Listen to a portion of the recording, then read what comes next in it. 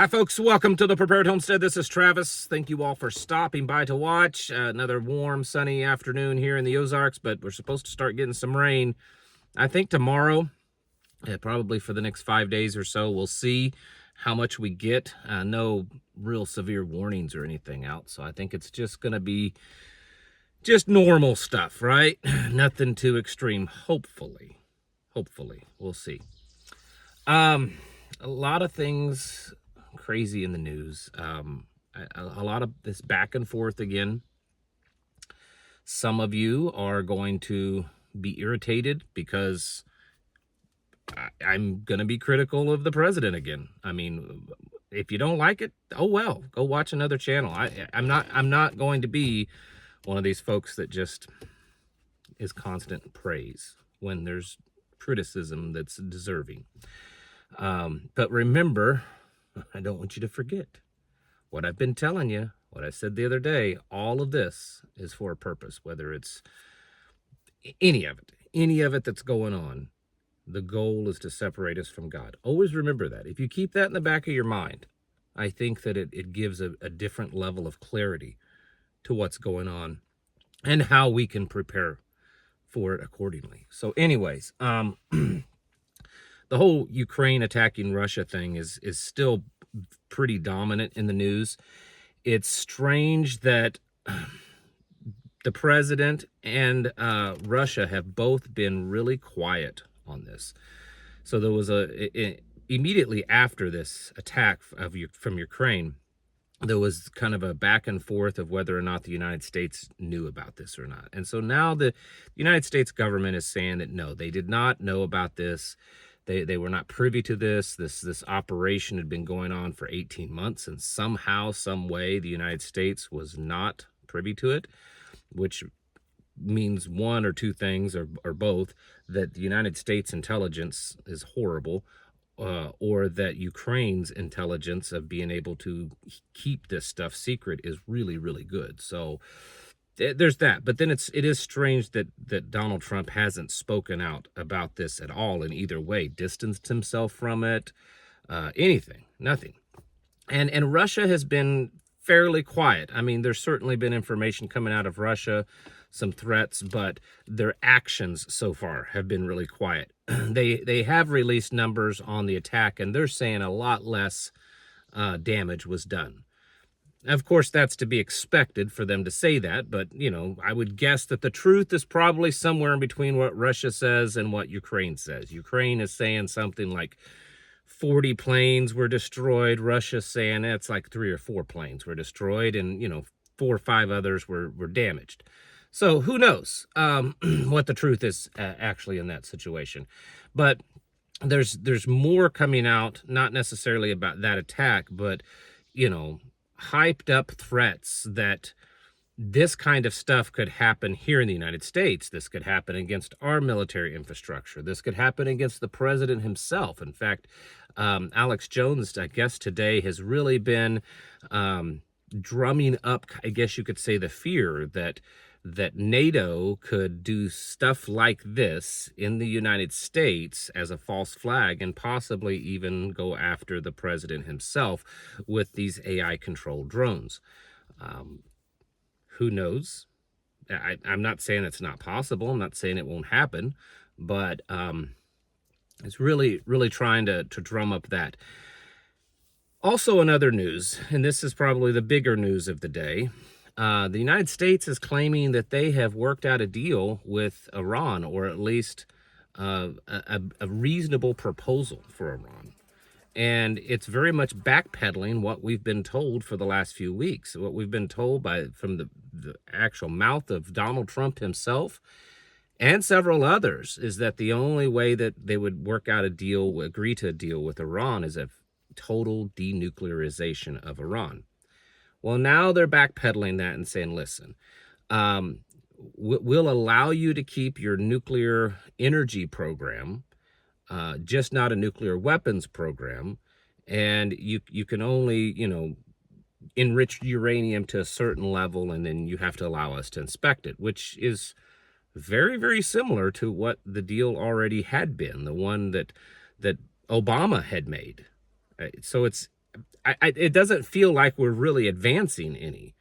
I'm not necessarily for this whole deal with Iran, one way or the other, but if you're going to go to these extents and make all these threats and potentially on the verge of a war, then at least stick it out. I mean, once you jump in, you go all in. That's kind of the thing. Even if it wasn't the best decision, from the perspective of being the president in the United States, it's either all or nothing.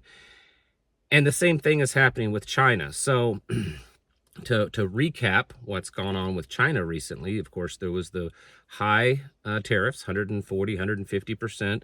The president agreed to back off of those for a 90-day pause if there could be some type of deal worked out with China. And a few days ago, it came out that China, that the discussions, the talk of trade talk had completely fallen through. And then yesterday, it came out in the news that the White House was blaming or accusing China of violating this 90-day pause, that they had violated it, that they weren't allowing certain things to be sold and all this kind of stuff. So it indicated, I think a lot of people were expecting the president to come back out and say, okay, well, then the tariffs are back on again since you violated the 90-day agreement. But in fact, today he came out and said, we're going to extend that 90-day pause all the way up until the end of August. So something like another 60 days or so. And already a lot of people are saying, hey, I may not be necessarily for the tariffs, but if you're going to do the tariffs, then stick with it. If you start this, then stick with it. Don't get wishy-washy and back and forth, because it makes you look weak and it completely undermines any advantage that you have over the situation. And so that's what's happening. And before this, we already were seeing several nations that were in the beginning seemingly interested in a trade deal back away. Japan was one of them. Europe, United Kingdom, several of these countries that at first were openly talking about a trade deal have kind of backed away from it. And in fact, as of right now, there has been no trade deal signed with any nation whatsoever. And I think they're seeing this back and forth, increase, drop it, increase, drop it, as a sign of weakness. It's being reported all over. And I know that there's going to be some people saying, well, this is the plan. This is the plan. How in the world can this be any kind of a plan? I mean, have you thought that through? Because it's not looking very good. Here's the thing. Aside from what you might like or dislike about the current administration, it has the appearance right now of what's going on of chaoticness and maybe not clear vision on what we're doing, and possibly setting the stage for more violent, more bad things to happen. I don't know how to put it other than that. Possibly with China, Iran, Russia, all of this stuff. I know that there's, let's work out this deal. Let's come up with peace. Let's do some business trading. And in some ways, you could make a point that that's already happened with some of these Middle Eastern countries, Saudi Arabia, United Arab Emirates, Qatar. The problem is none of that money's actually come through. That's just money that they said that they would invest. And when you start to actually do the numbers, the amount of money that they're saying that they would invest in some ways, especially with Qatar and the UAE, are many times more that nation's actual GDP. So where's this money coming from? And it certainly hasn't happened yet. So there's a lot of, I think it's showing weakness of the system. And in some ways, certain things are reacting to it. Silver's up, gold is up, oil is up. A couple of days ago, the CEO of JP Morgan Chase, Jamie Dimon, was talking about how cracks are forming in the bond market. He also stated that China, that the tariffs are not going to work on China. He said that it doesn't scare them. They believe that they're holding all the cards, that they have the advantage. and they're not going to back down just because of the threat of tariffs. And so what we're starting to see is something that I've been talking about for a long time on here, is just the overall weakness in our big system. Because our system hasn't really been challenged or put to the test in a long time. And when I say system, I'm talking military, economy, diplomacy, all of that. Because it's not really been put to the test for a long time, I think it's become weak. It's become out of shape. It's no different than a prize champion fighter. He holds the world title, and no one challenges him, and he no longer has to maintain that. He just holds that world title for years, and everyone looks up to him as the world champion.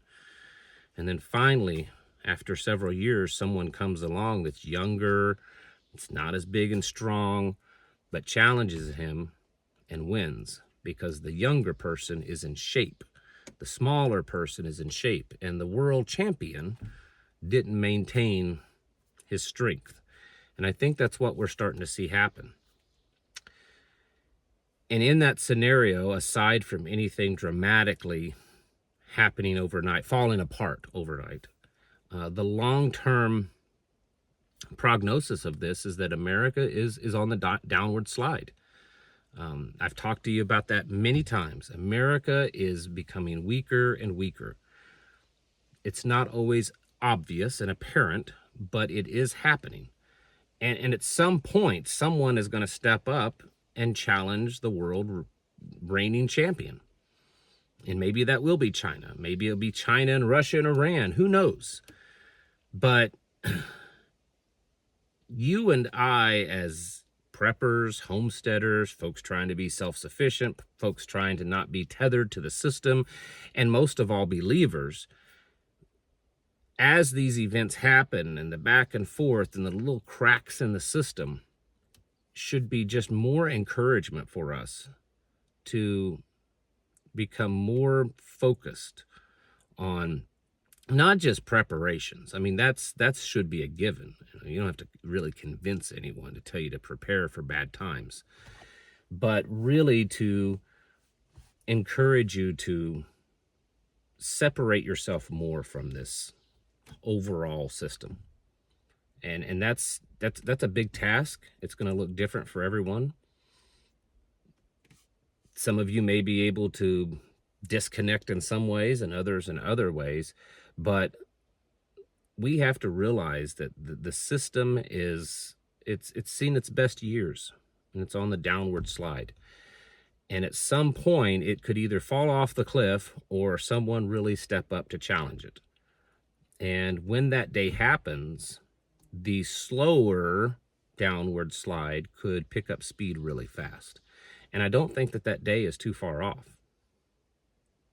And of course, that's not figuring in any type of outside thing, the sun burped out a big CME and now not that kind of stuff. I'm just talking about the natural progression of the country falling apart. 36 trillion dollars in debt. The president's wanting to add many trillions more to it.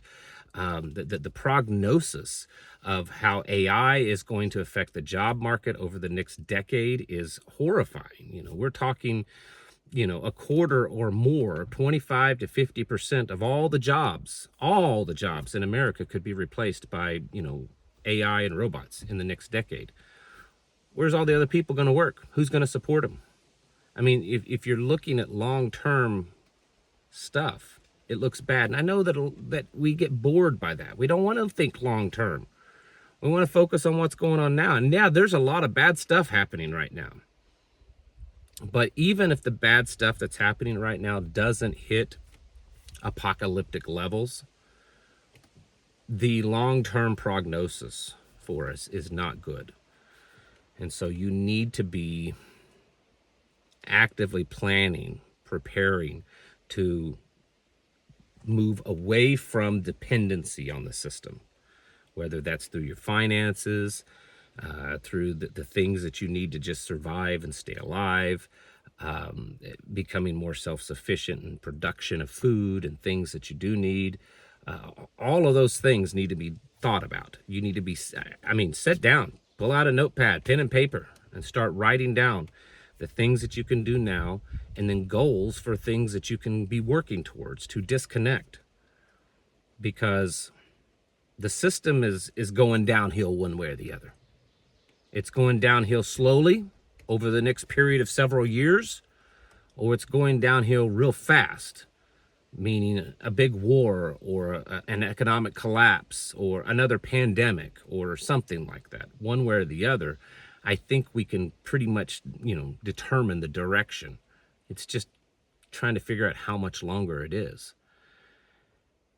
And so either way, it should be motivation for you to pick up your speed, pick up your pace, and get very serious about being self-sufficient, not dependent upon the system, however that looks for you. Folks, it's time to get your houses in order and to prepare yourselves mentally, physically, and spiritually. Thanks for watching. Catch you in the next video.